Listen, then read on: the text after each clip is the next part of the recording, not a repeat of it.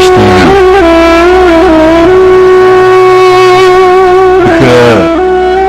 زه به څنګه شم ګرانه ملګریه ملګری مه غوسه کېږه ته مې هم هېر کړی وي ستا د نکاح شاهد به د فاطمې زوی وي ستا شاهد اوسېدلونه چې د بریوال خو شاهد شم ډېر ښه دی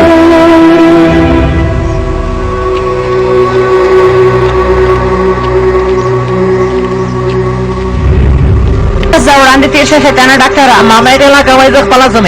څه خبره ده آیا اوس تاسو ته ووایم دا تاسو څه ډول انسانان یئ که تاسې موږ ووژنئ نو څه به وشي تاسې به زموږ قاتلان شئ مرګ د خدای له طرفه دی تاسې نو څوک یئ بېچاره انسانان پرې بیا چې تاسو ته زما خندا راځي خو داسې یو مسله شته چې غره کې تاسې ما ته اړتیا لرئ خبر اوسئ غلی شه غلی شه ګوره به وجدانې ښځې دا مینان پرېږده ما ووژنئ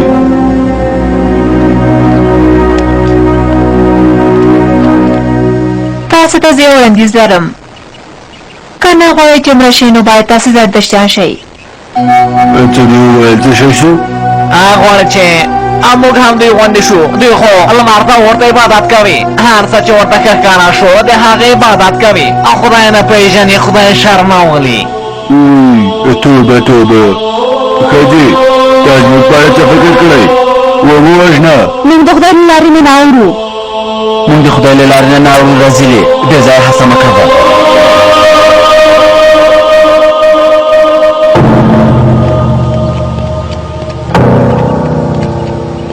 نښه ونیسئ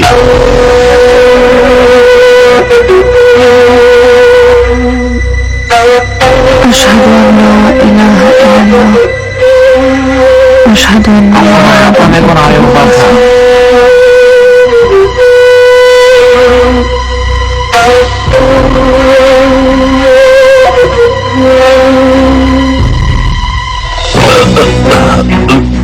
دا څه دي ما وژغورئ ما وژغورئ ما وژغورئ دا کار چا وکړ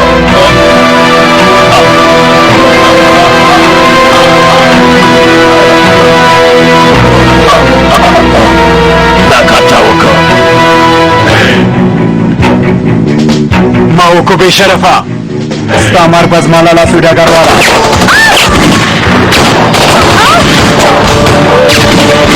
خبره ده خبره ده ګوښه کې ګوښه کې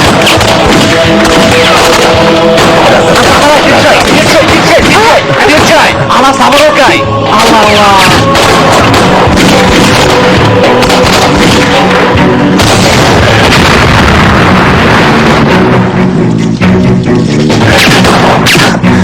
هغه شاهین دی ملګریه شاهین شهید دی ملګریه درځو راځئ چې درځو او زر کوئ منډه کوئ منډه کوئ منډه کوئ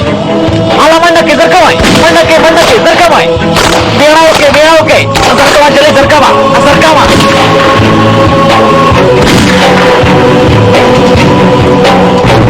ودرېږئ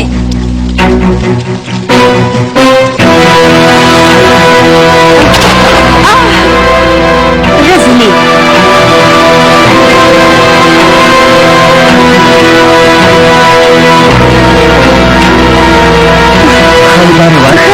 کومه ستونزه خو نشته هغه شاهین ورور خو نه دی مړ شوی هغه دی شاهین ورور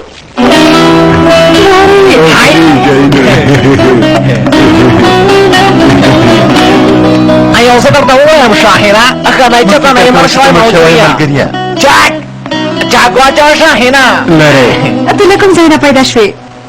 جوش کوننجل ډلګۍ مشر زما راپور ورکړی و ما هم ځان ښکاره نه که په غرونو کې وم د ترهګر اجل وګرځېدم آفرین ملګریه شاهینه راځه چې ځو راځه